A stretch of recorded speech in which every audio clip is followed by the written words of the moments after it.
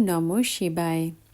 আজকের মহাবাক্যের তারিখ 6 জানুয়ারি 1967, দ্বিতীয় পর্ব। মানুষ থোড়াই বোঝে যে ভগবান আমাদের বাদুড় সম্প্রদায়ের টাইটেল দিয়েছে। রাবণ একদমই বাদুর বুদ্ধি বানিয়ে দিয়েছে, কিন্তু নিজেকে থোড়াই কেউ বাদুর মনে করে। কত ভ্রষ্টাচারী! আমরা ভ্রষ্টাচারী এটা কেউ বোঝে না। কত করাপশন রয়েছে।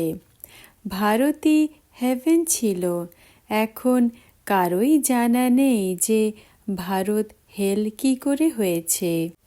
বাবা বোঝাতে থাকেন, ভালো ভালো পজিশনে যারা রয়েছে, বিড়লা আদি, তাদেরও তোমরা বোঝাতে পারো এরা এই পদ কি করে পেয়েছে, কি করেছিল যে এদের মন্দির বানিয়েছ। অকুপেশন না জেনে পুজো করা, এ তো পাথর পূজা অথবা পুতুল পূজা হয়ে গেল। অন্য ধর্মের মানুষেরা তো জানে যে ক্রাইস্ট অমুক সম্বতে এসেছিল, প্রিসেপ্টার্সকে গুরু বলে দেয়, কিন্তু বাস্তবে গুরু নয়। সদ্গুরু তো হলোই এক, বাকি সব নামমাত্র গুরু। তারা সব হলো ভক্তি মার্গের। সত্যযুগ ত্রেতাতে গুরু হয় না, গুরু চাই সদ্গতির জন্য। তো তোমরা বাচ্চাদের কত খুশি হওয়া উচিত, আধা কল্প দেহ অভিমানী হয়েছ। এখন বাবা বলেন অশরীরী হও, নিজেকে আত্মা মনে করো। আমাদের আত্মা বাবার থেকে শুনছে। অন্য সৎসঙ্গে তো কখনো এমন বোঝাবে না। এই আত্মিক পিতা আত্মিক বাচ্চাদের বসে বোঝান। আত্মাই সব কিছু শোনে। আত্মা বলে যে আমি প্রাইম মিনিস্টার, আমি অমুক। আত্মাই এই শরীর দ্বারা বলে যে আমি প্রাইম মিনিস্টার হয়েছি। এখন তোমরা বলো যে আমরা আত্মা পুরুষার্থ করে স্বর্গের দেবী দেবতা তৈরি হচ্ছি। আমি আত্মা এই শরীর দ্বারা অমুক হয়েছি। অহম আত্মা, মম এই শরীর। দেহি অভিমানী হতেই বড় পরিশ্রম রয়েছে। নিজেকে আত্মা মনে করে বাবাকে স্মরণ করতে থাকলে বিকর্ম বিনাশ হয়ে যাবে। তোমরা হলে মোস্ট ওবিডিয়েন্ট সার্ভেন্ট। কত বড় কর্তব্য করো গুপ্ত রীতিতে। গুপ্ত নেশা থাকা উচিত। আমরা গভর্নমেন্টের আত্মিক সার্ভেন্ট। ভারতকে স্বর্গ বানাই। নতুন দুনিয়াতে পরিস্থান, নতুন দিল্লি তৈরি করছি। এ বড়ই বোঝার মতো কথা। এই কথা ভোলা উচিত নয়। ভারতকে আবার সুখধাম বানানো কত উচ্চ কার্য। ড্রামা প্ল্যান অনুসারে সৃষ্টি পুরনো হতেই হয় দুঃখধাম, তাই না? দুঃখহর্তা সুখকর্তা এক বাবাকেই বলা হয়। তোমরা জানো বাবা প্রত্যেক 5000 বছর পরে এসে দুঃখী ভারতকে সুখী বানায়। সুখও দিয়ে থাকেন, শান্তিও দিয়ে থাকেন। মানুষ বলেও যে মনের শান্তি কি করে প্রাপ্ত হবে। এখন শান্তি তো শান্তিধাম সুইট হোমেই হবে, যাকে বলা হয় শান্তিধাম, যেখানে আওয়াজের কোনো নামই নেই, সূর্য চাঁদ আদিও হয় না। এখন তোমরা বাচ্চাদের এই সমস্ত জ্ঞান রয়েছে। বাবাই এসে ওবিডিয়েন্ট সার্ভেন্ট হন। এখন গান্ধীর হাতে গীতা ছিল আর বলতেন যে পতিত পাবন সীতারাম।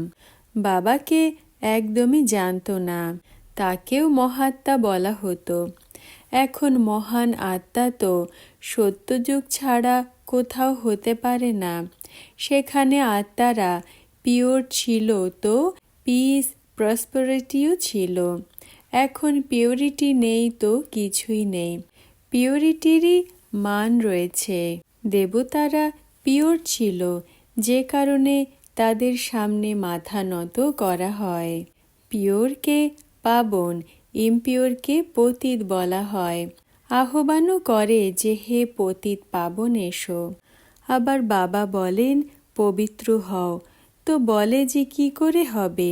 তাহলে বাচ্চা কি করে জন্ম হবে? সৃষ্টি কি করে বৃদ্ধি পাবে? তাদের এটা জানাই নেই যে লক্ষ্মীনারায়ণ সম্পূর্ণ নির্বিকারী ছিল। তোমরা বাচ্চাদের কত অপোজিশন সহ্য করতে হয়। ড্রামাতে যা কল্প আগে হয়েছিল তাই রিপিট হবে। এমন নয় যে ড্রামাতে হবে তো প্রাপ্ত হবে। স্কুলে এমন বসে থাকলে কেউ কি পাশ হয়ে যাবে?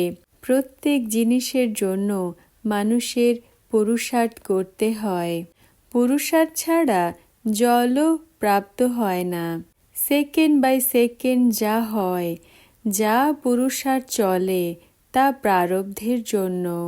এই অসীম জগতে পুরুষার্থ করতে হবে অসীম জগতে সুখের জন্য। এখন হলো ভক্তি মার্গের রাত, ব্রহ্মার রাত তথা ব্রাহ্মণদের রাত, আবার ব্রাহ্মণদের দিন। শাস্ত্রতেও রয়েছে, বোঝে না কিছুই। এই বাবা নিজেই বসে রামায়ণ, গীতা, ভাগবত আদি শোনাতেন। পণ্ডিত হয়ে গেছিলেন, এখন বোঝেন যে তা তো হলো ভক্তি মার্গ। এখন ভক্তি মার্গের আধা কল্প পূর্ণ হয়, এরপর জ্ঞান মার্গের দিন শুরু হয়। জ্ঞান হলো আলাদা জিনিস। বাবা বলেন তোমরা কাম চিতার ওপর বসে সবাই কালো হয়ে গেছো। কৃষ্ণকেও শ্যাম সুন্দর বলা হয়, বিষ্ণুকেও, রামকেও। কখনো শ্যাম তো কখনো সুন্দর বানিয়ে দেয়। আচ্ছা, কৃষ্ণকে তো সাপে কেটেছিল, রামকে কিসে কেটেছে? শিবলিঙ্গও কেউ সাদা কেউ কালো বানায়। পূজারীরা কত অন্ধ শ্রদ্ধার হয়, কত ভূত পূজা রয়েছে। এই শরীর 5 তত্ত্বর পূজা, একে বলা হয় ব্যভিচারী পূজা। ভক্তি আগে অব্যভিচারী ছিল, এক শিবেরই পূজা হতো। এখন তো দেখো কি কি পূজা হতে থাকে। বাদরেরও পূজা করে। বাবা ওয়ান্ডারও দেখান, নলেজও বোঝাতে থাকেন, কাঁটার থেকে ফুল বানাচ্ছেন। একে বলা হয় গার্ডেন অফ ফ্লাওয়ার্স। করাচিতে এক পাঠান ছিল পাহারাদার। সেও ধ্যানে চলে যেত, বলতো যে আমি বহিস্তে গেছিলাম, খোদা আমাকে ফুল দিয়েছে। তার বড়ই মজা লাগতো। এ হলো ওয়ান্ডার, তাই না? কত হাইয়েস্ট বাপদাদা আর কত সিম্পল থাকেন। বাবারই মহিমা গায়ন করা হয়, নিরাকার, নিরহংকারী। বাবা সবসময় বাচ্চাদের সেবা করে তাদের ধন দৌলত দিয়ে নিজে বানপ্রস্থ নিয়ে নেন। তোমরা বাচ্চারা এখন সুইট হোমে গিয়ে আবার সুইট রাজত্ব এসে করবে। বাবা বলেন আমি তো রাজত্ব নেই না। সত্যিকারের নিঃস্বার্থ সেবাধারী তো এক বাবাই হলেন।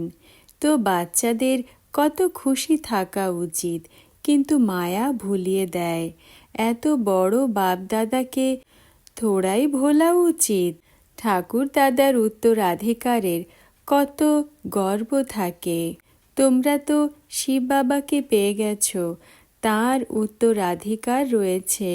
বাবা বলেন আমাকে স্মরণ করো আর দৈবী গুণ ধারণ করো। ওম। আচ্ছা, আত্মিক বাচ্চাদেরকে নমস্কার। বরদান, হিম্মতবান ভব। ব্যাখ্যা, নতুন বছরে কি লক্ষ্য রাখবে? বাপ সমান সম্পূর্ণ হতেই হবে। কি করে হবে? বাচ্চারা বলে বাবা তুমি সম্পূর্ণ বানিয়ে দাও আমরা রাজ্য করব। এমন হবে, বাবা সাহায্য নিশ্চয়ই করবেন, অন্তিম পর্যন্ত থাকবেন, এটা গ্যারান্টি। কিন্তু কাদের সাহায্যকারী?